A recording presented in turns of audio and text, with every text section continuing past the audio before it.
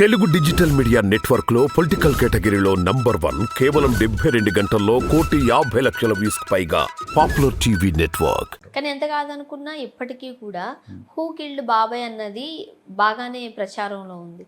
ఈ నేపథ్యంలో ఓ పక్క షర్మిల గారు ఉన్నారు, మరో పక్క అవినాష్ రెడ్డి గారు ఉన్నారు. అవినాష్ రెడ్డి గారు ప్రధాన ఆరోపణలు కూడా ఎదుర్కొంటున్నారు వివేక గారి హత్య విషయంలో. మరి ఎవరి వైపు చూస్తారు జనం? ఇప్పుడు ఒకటమ్మా అది ఇప్పుడు మీ బాధ మీది, నా బాధ నాది. కానీ బయట జనాల బాధ ఇంకో తరీకు ఉన్నది. ఇప్పుడు జనాలు ఏం కోరుకుంటున్నారు?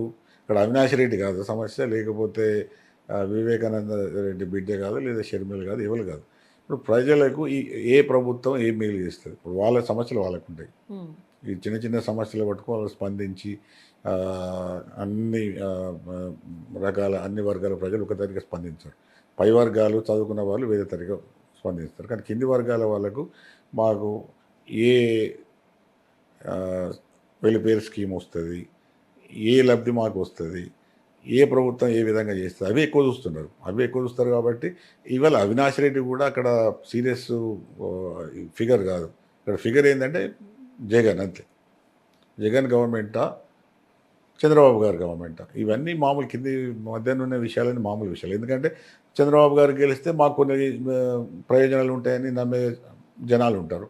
అట్లాగే జగన్ గారు కూడా మళ్ళీ రెండోసారి వస్తే మాకు వచ్చే ఈ పథకాలు కానీ లబ్ధులు కానీ మాకు వస్తాయని సమాజం కూడా ఉంటుంది. కాబట్టి వారి మధ్య నడుస్తుంది. కానీ ఈ చిన్న చిన్న విషయాలలో ఎవరికేమో ఏమవుతుంది, మనకేదో పేపర్లో రాయడానికి, దాన్ని హైలైట్ చేయడానికి, మీ మీడియా వాళ్ళు పెద్ద ఎత్తున వాడుకోవడానికి పనికి వస్తుంది. కానీ పెద్దగా అవి ఓటర్లకు పోయి ఓటర్స్ను ఇన్ఫ్లుయెన్స్ చేసి ఏది గెలిపోవడం వల్ల నిర్ణయించే శక్తి వాడుకుంటుంది.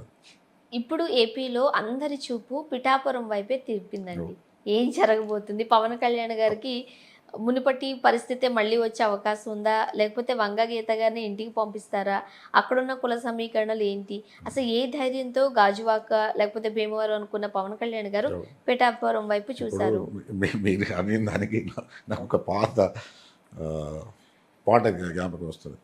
ఇప్పుడు జమున గారు పోయి ఎక్కడంటే ఇక్కడ మన మంగళగిరిలో పోటీ చేసింది. జమున గారు ఓడిపోయింది. ఓడిపోగానే ఏం పెట్టారు, వద్దంటే వెళ్ళాను మంగళగిరికి అని పెట్టి. ఇప్పుడు ఒకవేళ పవన్ కళ్యాణ్ గారు గెలిస్తే బాగానే ఉంటుంది, గెలవకపోతే వద్దంటే పీఠాపురం పోయిన మళ్ళీ పాటు వస్తుంది. ఓకే, కానీ అక్కడ ఎక్కువ మంది కాపులు ఉన్నారు. కాపు సామాజిక వర్గం అంతా పిఠాపురంలో ఉన్న వాళ్ళు పవన్ కళ్యాణ్ గారి వైపే చూస్తున్నారు అంటున్నారు. ఇప్పుడు అదే మేడం, ఏ ఒక్క కులంతోనో ఏ ఒక్క సామాజిక వర్గంతోనో ఎన్నికలు ఓటమి గెలుపు అనేది నిర్ణయించారు. ఎందుకంటే ఇప్పుడు ఉదాహరణకు అనుకుందాం, 100 ఓట్లలో ఒక 20 ఓట్లు కాపులే ఉండొచ్చు. మరి 80 ఓట్లు ఎవరికి పడాలి? ఇప్పుడు అందులో పెద్ద గణమైన పర్సెంటేజ్ పవన్ కళ్యాణ్కి పడితేనే గెలుస్తాడు. అంటే కేవలం ఇప్పుడు ఉదాహరణకు 3 సామాజిక వర్గాలు వీళ్ళ ఎన్నుకున్నాయి. ఒకటి జగన్ వెనుక రెడ్డి సామాజిక వర్గం, చంద్రబాబు గారి వెనుక కమ్మ సామాజిక వర్గం, పవన్ గారి వెనుక కాపు సామాజిక వర్గం. కానీ ఏ ఒక్క సామాజిక వర్గంతో ఓట్లతో ఏ పార్టీ కూడా గెలవదు. ఇప్పుడు రేపు తెలుగుదేశం గెలిస్తే అన్ని సామాజిక వర్గాలు లేదా అన్ని కులాల వాళ్ళు ఓటేస్తేనే గెలుస్తారు. ఒకవేళ జగన్ గారు మళ్ళీ రెండోసారి వస్తే కూడా చాలా కులాల నుంచి వెళ్ళి పెద్ద ఎత్తున ఓటేస్తే తప్ప గెలవరు.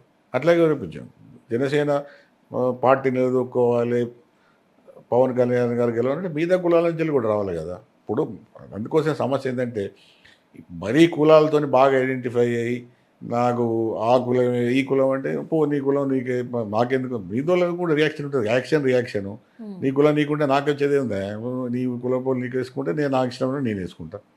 ఇప్పుడు పవన్ కళ్యాణ్కి అగెనిస్ట్గా ఇంకో కులపోలు పోటీ చేస్తాడు. ఆ కులపోలు అనుకోవచ్చు కానీ నేను ఎందుకే ఓటు వేయాలని. కాబట్టి ఏది కూడా నేను చెప్పేది ఏంటంటే కులాలు కేవలం ఒకటే కులము ఒకటే వర్గము ఏ రాజకీయ నాయకుని కానీ ఏ ప్రజాప్రతినిధి కానీ దాంతో గెలవరు. కాబట్టి అన్ని సామాజిక వర్గాలను కలుపుకోపోవడం ఇవాళ ఉందా. అందుకోసం చంద్రబాబు గారు నేను కమ్మ సామాజిక వర్గాన్ని ప్రతినిధి అన్నాడు. అట్లాగే జగన్ కూడా ఆ మాట అంటలేడు. నేను అన్ని సామాజిక వర్గాలతోనే నేను కలుపుకొని పోతున్నా, అన్ని సామాజిక వర్గాలకి మేము న్యాయం చేస్తామని చెప్తున్నారు. అట్లాగే పవన్ కళ్యాణ్ కూడా చెప్పాల్సి వస్తుంది, నేను కేవలం కాపు సామాజిక వర్గానికి సంబంధం అంటే అందుకు ఎక్కడికే మిగిలిపోతుంది. అది 2 సార్లు మనకు ప్రూవ్ అయింది. ఇప్పుడు ఒకసారేమో మనకు ఏది చిరంజీవి గారు పెట్టిన ప్రజారాజ్యం అప్పుడు కూడా అది కాపు పార్టీకి బ్రాండ్ అయ్యి అక్కడికి ఆగిపోయింది. రెండోసారి 2019లో కూడా జనసేన పోటీ చేసినప్పుడు కూడా ఫలితాలు గంతకంత మాత్రం వచ్చినాయి. కాబట్టి ఏ ఒక్క కులము ఏ రాజకీయ నాయకుని కానీ ఏ పార్టీని కానీ నిలబడదు. కాకపోతే ఎత్తుగడ రీత్యా విషయాల రీత్యా వాళ్ళు ఎన్నుకుంటే కొంత పని చేస్తే కొంత లాభం ఉంటుంది, కానీ ఓపెన్గా ఐడెంటిఫై అయితే మాత్రం లాభం కన్నా నష్టమే ఎక్కువ ఉంటుంది. సో ఆ విషయం తెలిసి కూడా పిఠాపురం నుండి పవన్ కళ్యాణ్ గారు పోటీ చేస్తున్నారా? ఈ ఆయన అక్కడ అనుకూలంగా ఉన్నది అనుకున్నాడు, అక్కడికి పోయిండు. అది అనుకూలమా లేదా అన్నది రేపు 13 మే నాడు ఓట్ల సర్వే బట్టి తెలుస్తుంది.